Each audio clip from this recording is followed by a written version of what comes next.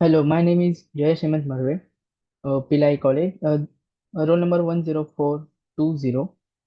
Here's my topic was zinc finger nucleus. So first, um, introduction to genomic editing. Genome editing is a set of technology that allows scientists to modify an organism DNA. This basically addition, removal, or alteration of genetic material present in DNA or genome. There are three technologies mostly used: CRISPR-Cas9, zinc finger nuclease, and TALEN to cleave the gene and then added a certain gene or targeted genome to the DNA or a gene sequence. Then here is an introduction to zinc finger nuclease. So zinc finger nuclease are a revolutionary tool acting as a custom designed molecular scissors that target DNA sequence for gene editing. Then this protein, actually zinc finger nucleus are proteins. These proteins enable precious modification in genome, allowing researchers to perform targeted gene replacement or effectively. Understanding ZFNs open door to advanced genetic engineering in plants and mammalian cells, paving the way for innovative research. The combination of FokI endonuclease and zinc finger proteins offers a reliable method for site-specific double-strand breaks in DNA. This presentation will explore the development and application of ZFNs in gene targeting.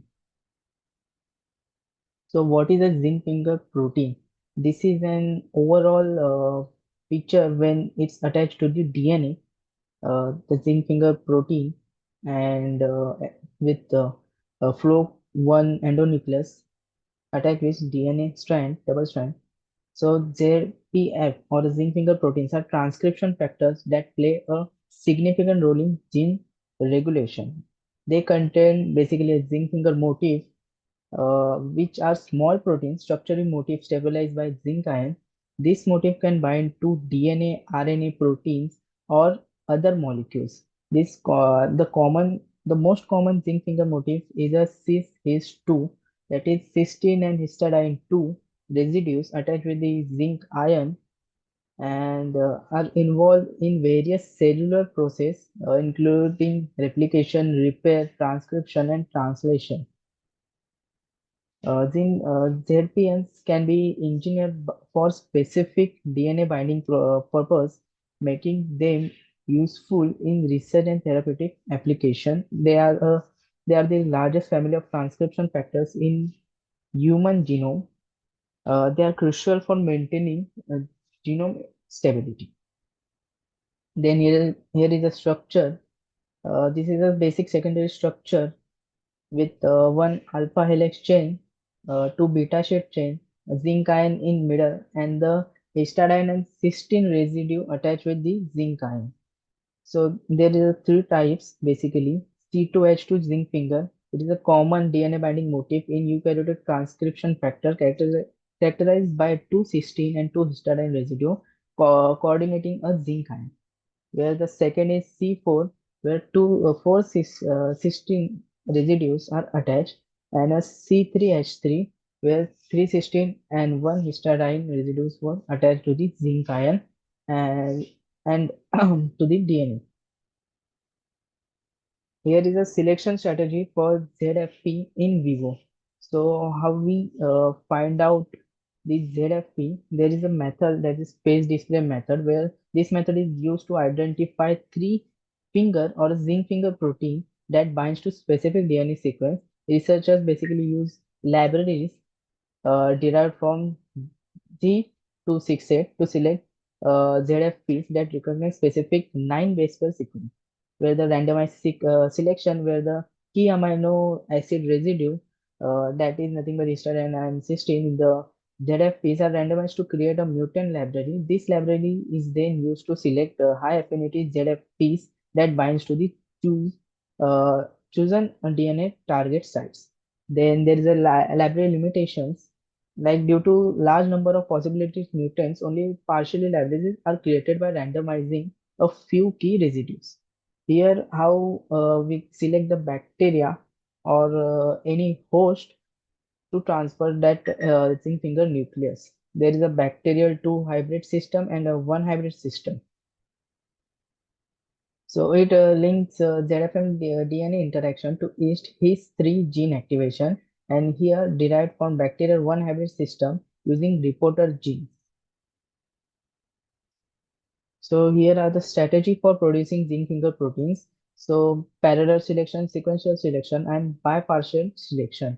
Parallel sequential is each individual ZF motifs in the ZFP binds to its recognition site independently of its neighboring finger, where the sequential selection is ZFP fingers recognize DNA sequence considering neighbors to avoid overlap, and in bipartially it utilized two pre-generated ZFPs libraries. One library randomizes the N-terminal part of the ZFP, and the other library randomizes the C-terminal half.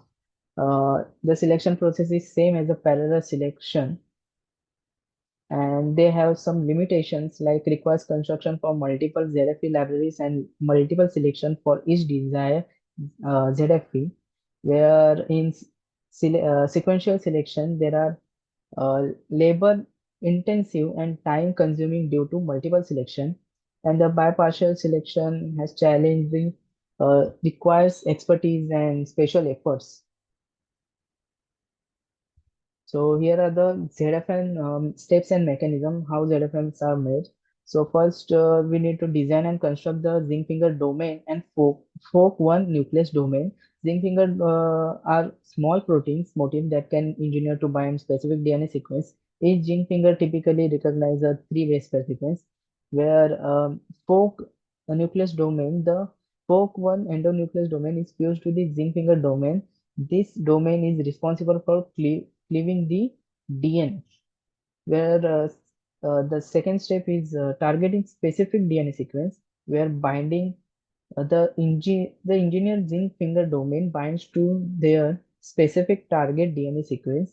Typically, a pair of ZFNs is designed to bind to adjacent side of an opposite DNA strand, where the dimerization, the fork nucleus uh, domain must dimerize come together to become active and cleave the DNA. This ensures that cleavage occurs only when both ZFNs are bound to their target sites, increasing specificity. The third step is DNA cleavage. The double strands breaks due to fork domain dimerization when we introduce at the targeted site. Then repair mechanism. The cell naturally DNA repair mechanism are then activated to repair DSB, that is double strand break. There are two main pathways, that is non-homologous end joining and homologous directed repair. In non-homologous end joining, the pathway often result in insertion or deletion at the break site, leading to gene disruption, where the homology directed repair, if a donor DNA template is provided, the cell can be used as template to repair the break, allowing for precise gene editing. On the next slide, here in vivo gene mutation by ZFNs, zinc finger nucleases have been used in various organisms for gene targeting, but they are not commonly used in bacteria for gene mutation. Instead, ZFNs are mostly frequently applied in eukaryotic systems such as yeast, plant, Drosophila, zebrafish, and mammalian cell. So here are the steps and mechanism how the ZFMs enters and then cleave the DNA, double-strand DNA, and how repair is formed. Here is ZFM-mediated directed mutagenesis. Directed mutagenesis through ZFMs allows researcher to create a specific mutation within the genome. Addition functional studies. These techniques enhance our understanding of gene function and regulation in various biological processes. Moreover, precious mutagenesis increases the potential for creating model organism for such and drug delivery. The ability to study specific alterations informs strategies for diseases modeling, and treatment. ZFNs are integral in advancing our genetic understanding. Here is the application in mammalian genomics. In mammalian cells, ZFNs facilitated precious therapeutic intervention by correcting genetic disorder at the source. Their ability to permanently modify the human gene opens pathways to treat previously incurable genetic diseases. This targeted gene editing approach reduces the risks of genetic abnormalities ZFM could potentially enable advancement in regenerative medicine and stem cell therapies. Thus, the ZFMs represent a forward leap in the therapeutic genetics where in plant genomics, the application was the ZFMs are not only transformative for human genetics but also for plants genome editing, enabling the development of enhanced crop varieties. Targeted modification can improve traits such as disease, resistant yield, and stress tolerance in plants. This capability holds immense potential for addressing global food security challenges. Researchers utilizing ZFMs can lead to a breakthrough in sustainable agriculture. As a result, ZFMs plays a vital role in future agriculture innovation. Here are gene therapy possibilities in ZFNs. ZFNs technology shows promise in developing gene therapy strategies for human therapeutics targeting and editing defective genes. Uh, the potential for ZFNs to be utilized in clinical setting for genetic disorder is continuously being explored. As a research progress, ZFNs may have the way for personalized medicine approach tailoring treatments to individual genetic profiles. Their precision and efficiency position ZFMs as a front-running technology in gene therapy development. The future of gene therapy could be transformed by ZFM methodology. Here are the challenges and consideration in ZFM technologies, whether despite their potential, ZFM technology face challenges such as off-target effect or delivery mechanism, and ensuring the accuracy, safe application in organism in paramount for success outcomes, where ongoing research in ICL to overcome these hurdles and enhancing the efficacy to ZFM technology. Then ethical consideration also play a crucial role.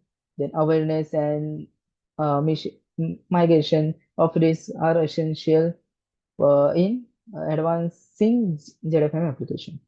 Here are some future prospects of ZFMs in genetic engineering, where the advancement in ZFM technology led a new era in genome engineering with a broader application on the horizon. Continued innovation in ZFM design and application could redefine our approach to genetic research, therapy, collaboration across disciplines while further enhance the development of ZFNs and their applications. Understanding the full potential of ZFNs can lead to transformative solutions for global challenges in health and agriculture. Clinical trials like the ZFN's knockout of the CCRF gene for HIV resistance highlight the potential for ZFNs in human gene therapy. Thank you. This is my